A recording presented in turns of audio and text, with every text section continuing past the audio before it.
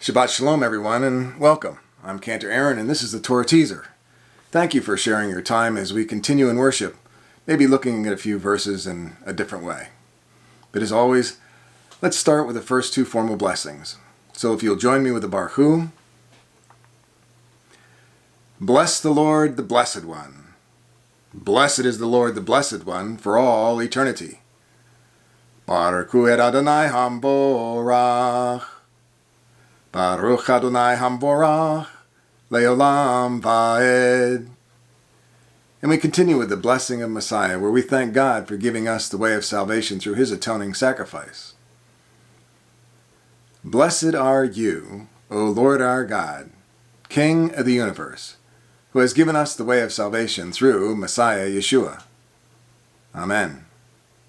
Baruch atah Adonai Eloheinu melech haolam, asher natan lanu et derech hayeshua, b'Mashiach Yeshua.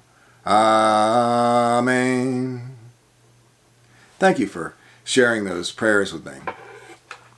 Today's verses that I picked are, Numbers 16, 9 through 10.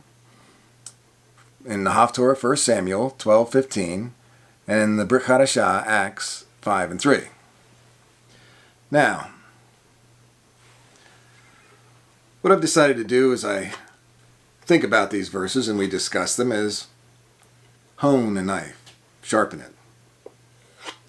You know, my grandfather told me that a gentleman always carries a knife and a handkerchief, and I always have when it's been possible. Knives are not an end in themselves. Though a well-made one may be pleasant to look at, this one is a hard-working knife. It's made for camping or hard work.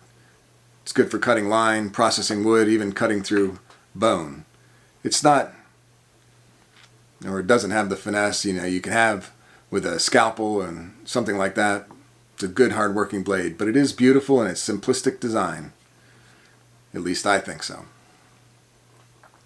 Anyways, knives are a tool used in many activities. For a knife to be used to its full potential, it needs to be sharp. And personally, I like mine very sharp.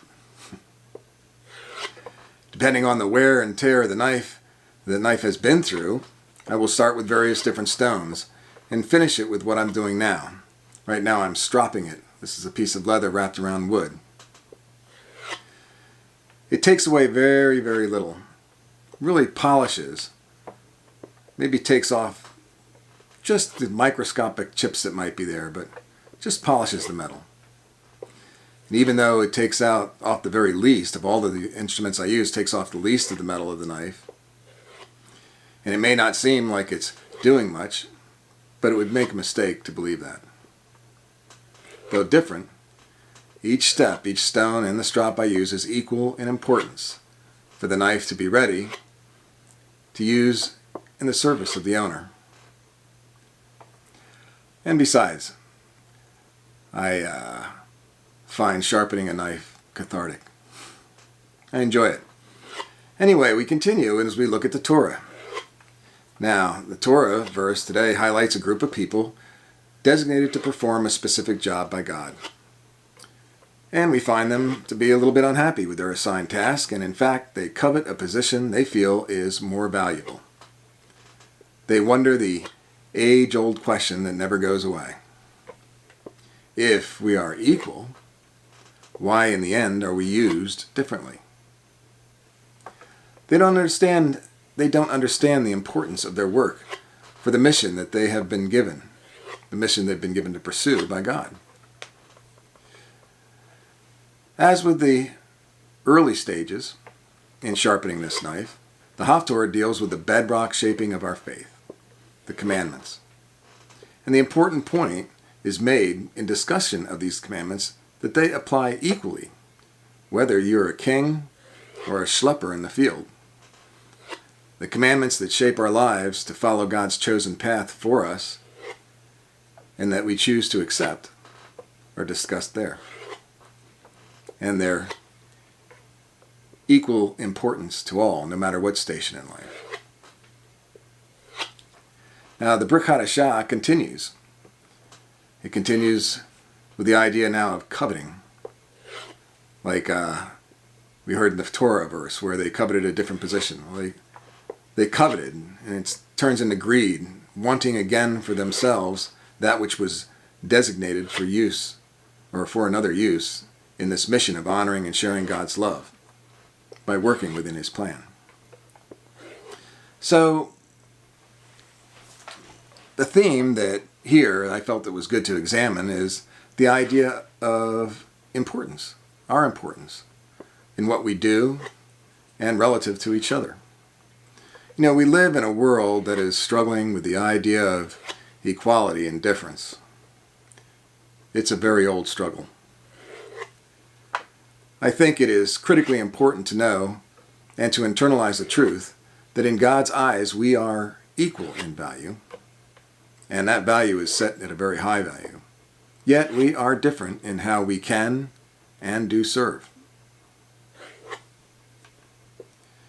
It is here that evil whispers in our ear that to accept this difference is to accept an unequal value. That life is thus unfair because God is unfair.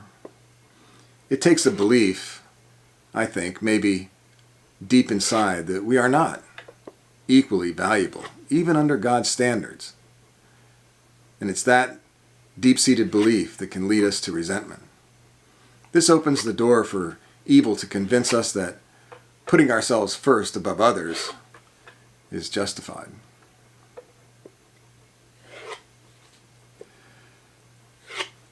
If we misjudge our value today, playing our part in God's plan for all, because of our past, we stand in danger of losing a future of great value in being part of that plan. That's important to know.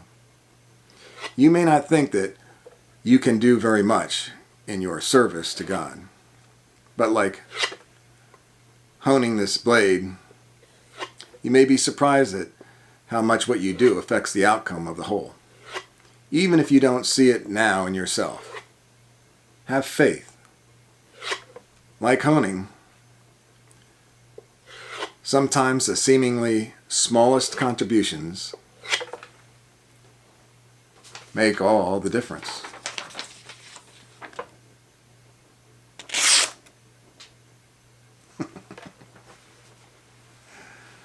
Okay.